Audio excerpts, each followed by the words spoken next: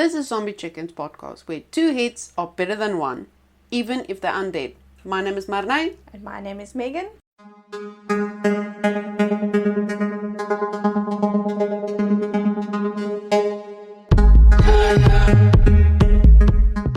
This is our 9th episode. So with this episode, we are going to discuss worst rated versus best rated movies. So each of us have chosen a movie from each category and we will discuss each one. Yes. Keep in mind, I have not seen the movies. So I made sure I did. So I am doing it purely off of critique from people that reviewed it, as well as Wikipedia. Whenever you did like homework, like 5 minutes before the class. Oh yeah. You're like, yeah, it literally feels like that. I at least did my homework a day before, so I'm good. Okay, I will start us off with a movie in the worst rated category called Birdemic, Shock and Terror. It's a 2010 movie, but with a name like Birdemic, Birdemic, Birdemic. Obviously it's birds and epidemic mixed together, but it's such a hard word to say anyway. It has 1.8 stars on IMDb. Shit. Yes. The synopsis is: a horde of mutated birds descends upon the quiet town of Half Moon Bay, California. With the death toll rising, 2 citizens manage to fight back, but will they survive the birdemic, or will they survive Birdemic? I don't know why, but it kind of reminds me of, a couple of years ago we had the bird flu. Yes. Not we as people, the country had bird flu, yes. Exactly. It reminds me of that. Kind of, I can... Or not just that. It was actually 2 years ago. We had bird flu as in actual birds with flu. It was the chicken farms, all the chicken farms. It was this major thing in the Western Cape where there was literally a shortage of chicken meat and eggs. And I think we're literally only recovering now on egg prices, because our egg prices skyrocketed. I mean, we normally paid like £2 an egg. You paid £4 an egg. And that just made egg consumption just a lot worse. I don't know, I'm going on a tangent. Continue. No problem, it's just you getting like bad memories from your egg life. A lot of eggs. I know, that's what I'm saying. It's just traumatized. Portion. Okay. Well, it's directed by James Nguyen. Stars Alan Bach and Whitney Moore. Who are these people? Tippi Hedren and Janae Carter. I have no fucking idea. Anyway, it's a 2010 movie. And then the review of who made the list on IMDb, whose name is Big Buzzard 1981. That is who made the list and the review on IMDb. But he said, ever wanted to see a modernized version of Hitchcock's classic The Birds, but done entirely wrong? Well, director James has your back with his infamous 2010 film Birdemic, Shock and Terror. Our antagonists in this film are terribly animated birds who spit acid and explode on contact. If that's not ridiculous enough for you, the movie also has absurd dialogue, camera work, and even the sound mixing is off. That's what the guy said. But I will read you the Wikipedia plot, because I have no idea what this movie is, and I also felt I probably should have watched these movies, but I don't think I would have been able to sit through like 5 minutes of this movie. Returning home with his mother Vin from a trip to Berlin, Michael Gant. Am I reading the right one? No, I'm not.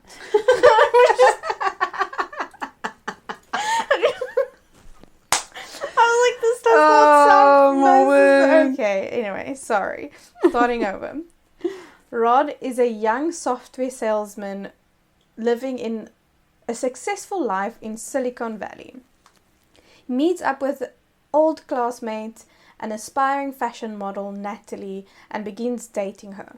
Things go well for the couple, with Rod receiving a large bonus that he uses to start his own business, while Natalie is chosen as a Victoria's Secret model. Oh. As they grow closer, the couple remains oblivious to signs of something going wrong around them, such as unexplainable wildfires and the carcasses of deceased birds turning up on beaches. After consummating their relationship in a motel, Rod and Natalie wake up to find that their town is under attack from eagles and vultures. The birds spit fire and explode into flames upon striking the ground, having become mutated and toxic due to global warming. Oh god. Rod and Natalie escape from the motel by joining up with an ex-marine named Ramsey and his girlfriend Becky. As they leave town, they rescue two young children, Susan and Tony, whose parents have been killed by the birds. The group proceeds to drive from one town to the next, fending off more bird attacks along the way and briefly meeting a scientist named Dr. Jones studying the phenomenon. Becky is killed by the birds. Ramsey tries to save a busload of tourists. As they leave the bus, Ramsey and the tourists are killed by acid that is dropped by the birds. Jeez. Natalie stops Rod from attempting to rescue Ramsey because she fears the birds will kill him too. Rod, Natalie and the kids continue to flee from the birds, driving into a forest where they briefly meet a tree hugger named Tom Hill, who talks to them about the dangers of global warming. After escaping a forest fire, the quartet ultimately settles on a small beach where Rod fishes for dinner. As they prepare to eat, they are attacked by the birds, but then the doves appear and all the birds leave in peace. The film ends as Rod and Natalie and the kids watch the birds fly off into the horizon. Oh my god, really fucking Saved by Doves. But also, was this entire movie just a plot so he can share his feelings on global warming? I feel like it was. Yeah, well, that sounds like a horrible movie. Yeah. I think, if you watch it with friends, I think it could be a good laugh. Like, make a drinking game out of it or something, like we did with the previous podcast. Maybe. Would be interesting. Some of these movies, I always think to myself, I want to see why people hate it. And then I know I am that person that I won't be able to sit for 5 minutes. I will just, no, I can't do it. I know what you mean. Well, the one that I have here, it's the worst rated by Rotten Tomatoes, and it has a 0% on the tomato meter, whatever it means, and then a 19% audience score. That's quite low. That is really low. But the movie is called Ballistic: X versus Server. And it was released in 2002. Well, the problem is, I didn't look at the director because I didn't know that the director, because normally when I watch a movie, I tend to look who was the director, but the name doesn't even sound remotely. Oh, it's a weird name. Oh, he's Thai. It's which. Yes, it's a weird name. Let's see. Kayananda. Kayonananda. Chaos. No, yeah, he's known as Chaos. But it's Kayonananda, something like that. Chaos sounds better. Yeah. This movie was chaos. So I actually tried watching this film, and I have to say it's beyond shit. I think if I went in not knowing it was rated the shittest film, I might have even watched it because I fell asleep. Like, okay. I think half an hour in the movie. That's saying a lot. Yeah. Because I do like action movies, but this, it's very. There's two very not just two, but there's two very famous actors in there. It's Antonio Banderas and Lucy Liu. Now, when I saw it, I thought, oh, but how can this actually be a bad movie? Yeah, because it's Lucy Liu and Antonio Banderas. Like, what the fuck? Come now. Yeah. Desperado. Is it Desperado? I have no idea what you're talking about. Just saying yes. I'm just saying yes. I'm just going with it. What's the other? I think Antonio Banderas played in Once Upon a Time in Mexico. Johnny Depp played in it as well. And it's a really good movie. Salma Hayek, because I get confused between Salma Hayek and her friend. Zeta Jones. That's who I get confused by. But yeah, he played it, and it was Desperado. Let's just see Desperado. Jeez, 1995. Yes. Okay, no wonder I don't know in fucking 1995. Anyway. And also Salma Hayek. Okay. I think Desperado obviously came first, and then it was Once Upon a Time in Mexico. Really good movie, go watch it. Anyway, so when I heard this, and I thought, this can't be, but anyway, it's quite bad. I feel like they were trying to carry the film, because they are really good actors. It's just the rest are just really shit. I mean, I can sometimes get away with watching a action film and there's no real plot, or no real storyline. No, that's the plot. Or just, development. And this is just really a bad one, but I like how they put the critics' consensus. They said, a startlingly inept film, Ballistic, X vs. Server, offers overblown, wall-to-wall action without a hint of wit, coherence, style, or originality. I found that quite sad. But on Rotten Tomatoes, they gave a briefing of the plot. So if you do want to go watch it, go watch it. Haunted by the mysterious death of his wife, Jeremiah X, in brackets, Antonio Banderas, has become a recluse, but the former FBI manhunter is blackmailed back into service to track down an unstoppable ex-DIA operative, codenamed Server, in brackets, Lucy Liu, who has kidnapped the young son of the head of a secret committee of international security agencies. I have to say, now that I think back of it, it's quite inept. Yeah. It's bombs going off, and there's people around. I actually saw this review. What did it say? It said something like, I can't even remember. Oh, it says, Ballistic is mostly about shooting, hitting, and endless barrage of bullets and bazookas to a point that it's way past mindless fun and onto the brink of being pornographic. Yeah, that sums it up quite good. It's a sad movie. Yeah. It's a sad movie. Yeah. I think everyone has that one film they are completely disgusted about, and that's probably theirs. I mean, it's like Arnold Schwarzenegger. He played in a couple of very saucy films when he was younger, and he very much denies it. And this movie actually only made 20 million, and the budget was 70 million. Yeah, bombed so badly.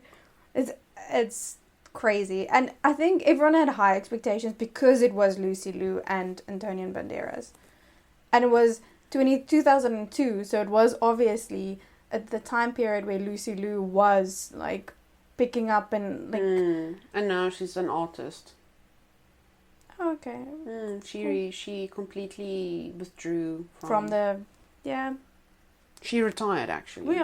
She probably had so much fucking money anyway, so. But yeah, sad. Sad. Did you want to do another bad worst rated? We can do another worst rated. Well, because I just really want to read this Twilight Saga one. Okay, I'll do another bad one. I will do Monster A Go-Go. It got 2.2 stars on IMDb, and it's a 1965 film, and it is on the list by the same person with the name Big Buzzard 1981. So he made that list, and it is his worst rated. It is actually one of the known as one of the worst movies ever made. If you look at the Wikipedia page. So, the synopsis is: a space capsule crash lands on Earth, and the astronaut aboard disappears. Is there a connection between the missing man and the monster roaming the area? Okay, I can say the director. It's Bill Raban, sure. But it's a 1965 movie, so I have no idea who these people are. But anyway, Big Buzzard said, "This movie is honestly the worst movie I've ever seen. Not only does it have terrible effects, you can't even hear the dialogue." Yeah, it says here, it's supposed to be science fiction horror film. Okay, so there was actually two directors. It says Bill Rabane and Herschel Gordon Lewis, who remained uncredited in association with this film. And I think it probably did him well that he wasn't associated with the film. The film is considered to be one of the worst films ever made. No, I want to go watch it. So, this is the plot from the Wikipedia page. The plot concerns an American astronaut, Frank Douglas, who mysteriously disappears from his spacecraft as it parachutes to Earth. The policeman in one scene inspects the landing site of Douglas's capsule and notices a burned patch, only to dismiss it as a prank. The vanished astronaut is apparently replaced by or turned into a large radioactive humanoid monster. This is revealed when it comes into the scene and kills off Dr. Logan. A team of scientists and military men also attempts to capture the monster, and at one point succeed and imprison it in a lab, only to have it escape. Neither the capture nor the escape is ever shown, and both are simply mentioned by the narrator. At the end of the film, the scientists corner the monster in a sewer under Chicago, but the monster suddenly disappears. The scientists receive a telegram stating that Douglas is in fact alive and well, having been rescued in the North Atlantic, perhaps implying the monster was an alien impersonating Douglas. The narrator provides the film's closing dialogue. Okay, anyway, that's the, yeah. I'm gonna go watch this movie. I like old movies. Yeah, but I think this is bad, dude. Hey, it's considered one of the worst movies ever made. Well, you never know. Maybe it's that good. It's gonna start become pop culture. I think this is like way past the point of being pop culture. Okay, but the one that I have here, I love this so much. It's from the Twilight Saga, and it's from a website called RiffTrax. Never heard of it? Heard of it? But they say here, and it has over 35,000 votes that Twilight Saga is the worst, because it is the fucking worst. Yeah. I mean, it ruined it. Yeah. It ruined my life. It literally did. I was so angry when I walked out of that cinema. Oh my god, I can still remember. And you already had teenager angst, which is worse. Anger. So here goes. There's a lot to cover in this vast, sprawling film series, so let us try to boil it down for you. Mumble, mumbles, moon eyes. Mumble, mumble, mumble, lie in a field. Mumble, mumble, perv on a baby. Mumble. That is so precise. That is literally the only thing anyone can remember. Mumble, mumble. Congratulations, Twilight. You are the worst movie of all time as voted by the RiffTrax audience. I love this because that is so precise. It is literally just a lot of mumbling. Yeah. But I don't know if you saw, but on Rotten Tomatoes, The Covenant is rated in 93. As the worst. No, not percent, but rated. It's like one number of the 100. Number 93 in the 100 list. Exactly. I couldn't believe it. The Covenant was seen as It has a cult following, for sure, but it was rated. And that's the reason why it never went on, because it was rated really badly. Yeah, and one of the others I have here is the Emoji Movie, which did suck. Oh god, I didn't even watch it, because why the fuck? It fucking sucked. Date Movie. What's that? You never seen it? It's so cock. Don't watch it. You're gonna waste time.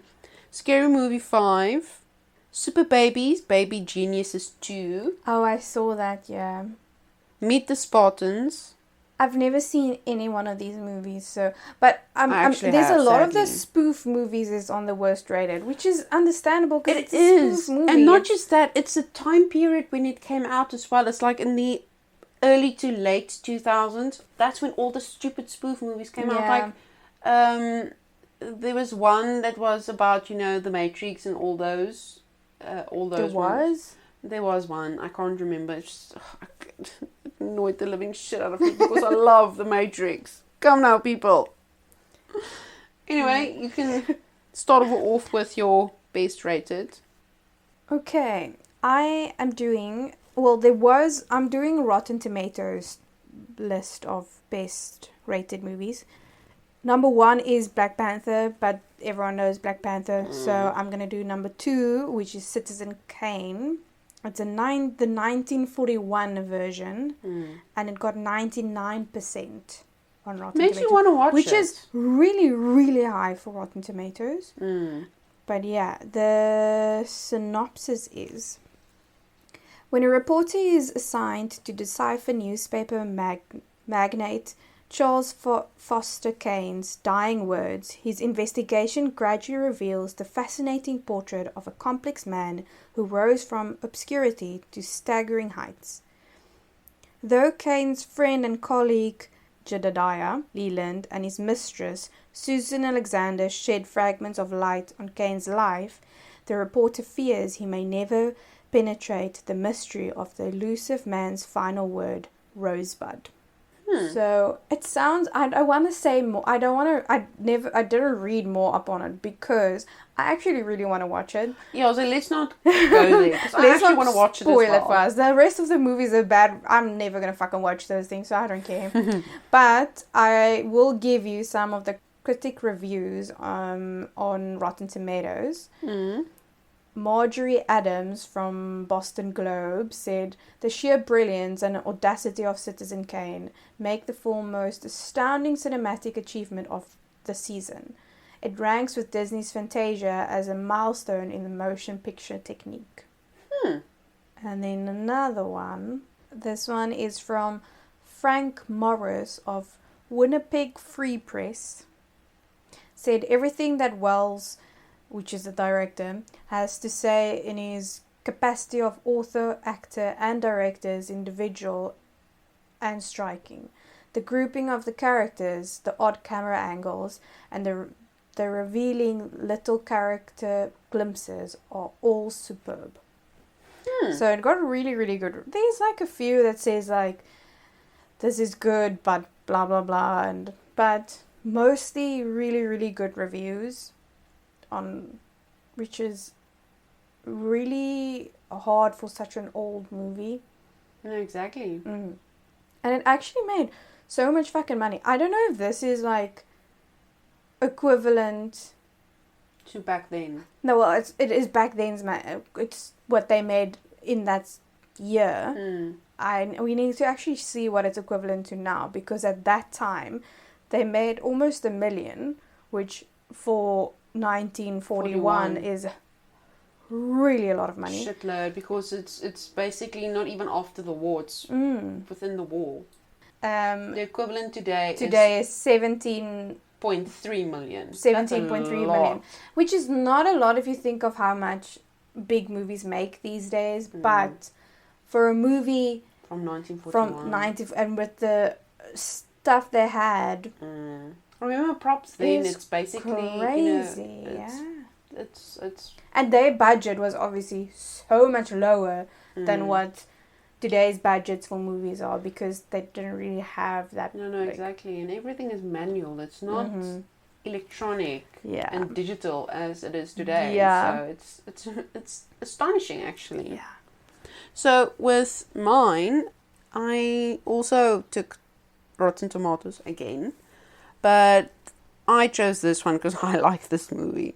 It's Mad Max Fury Road, and it came out in 2015. It got a 75% on the tomato meter and 86% on the audience score. And everyone knows it. It's a really, really, really good movie. Just don't watch the old ones because I couldn't. Jesus, I couldn't. I don't even bother. I tried. I couldn't. So the critics' consensus said that with exhilarating action and a surprising amount of narrative heft, Mad Max Fury Road brings George Miller's post-apocalyptic franchise roaring vigorously back to life. You do know, I don't know if you know this, but they shot a couple of the scenes in the Namibian desert. Oh yeah, I know. But after that, the Namibian government closed that section off so no one can ever shoot there again. Because they fucked up the whole system there. Oh, shit. Because they were driving madly. Yeah, they were. And an obvious sense, you don't want to disturb the desert, but because it's a desert, they thought, they can do whatever they want. But in any case, fun trivia fact. But I don't think I need to go through what the movie's about because we all know what it's about. Everyone knows. It's post-apocalyptic. Yeah. Charlize Theron played amazing, and Tom Hardy. But here are some of the others that I wrote down that was best rated as well on Rotten Tomatoes that got 100% was Wasteland from 2010. Don't know it. Wasteland. We Were Here. It's a 2011 film. Also 100%. The Apparently Work. It's really, really good. The Work. It sounds really good. I think it's one of those tear-jerkers. I need to prepare myself to watch it. Obviously, then there's Shawshank Redemption from 1994. Really, really, really, really good film. It got a 9.2 star rating on IMDb. Damn. It's a really good old film with Morgan Freeman. I can't remember the other guy's name. The other actor. It's very well known. No idea. It's an old film. It literally came out when you were 2 years old. Yeah. Okay, so the last one that I have here, I haven't seen this movie. Like I just mentioned, it's called The Work.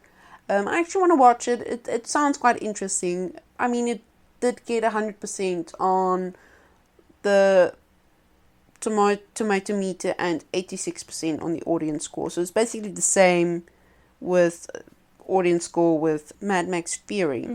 So the critics' consensus says the work takes a gut-wrenching look at lives all too often written off as lost causes, persuasively arguing that growth and change can be waiting where we least expect it. So it's one of those, I want to say, feel-good movies. Okay. So it's set aside in a single room in Folsom Prison. 3 men from the outside participate in a 4-day group therapy retreat with level 4 convicts. Over the 4 days, each man in the room takes his turn at delving deep into his past. So it doesn't really give away quite a lot. Yeah. But I do want to watch the movie. Okay. I've never heard of it. Same. But apparently it got really good reviews.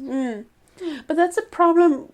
What I find with best rated movies is you can't really say what's the best rated movie. I think it's the same with the worst rated movie as well, because with best rated movies, I have categories where each one would be in the best. Yeah. That's the thing, is it's opinion. It's from person to person as well. It's what you prefer. If some people don't like those type of movies, some people might love Monster A Go-Go, but I think some movies we can unanimously decide it's fucking bad.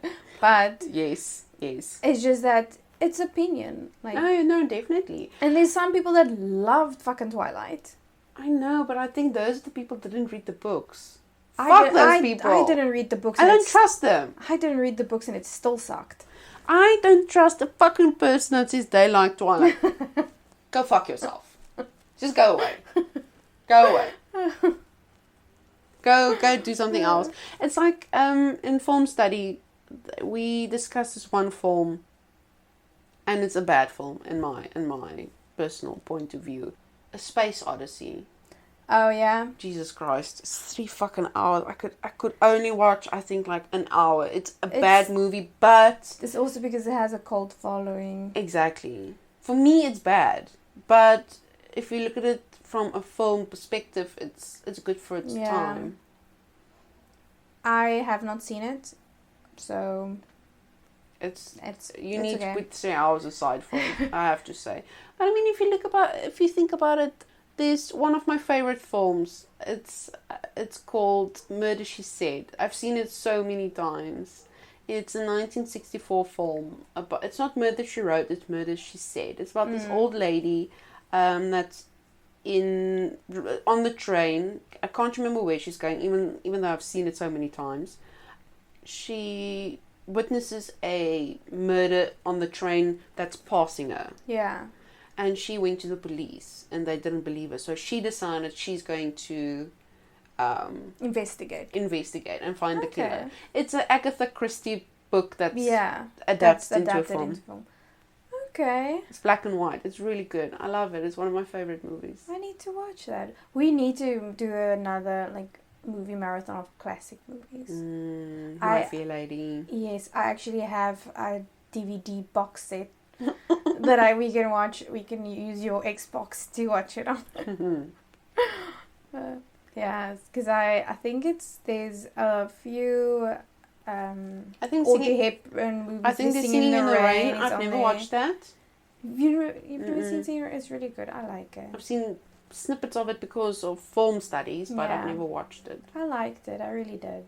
So we need to do a classic movie marathon. The Murder, She Said should be one of them. It's one of my favorites. That with Beetlejuice, I've seen it so many flippin' times.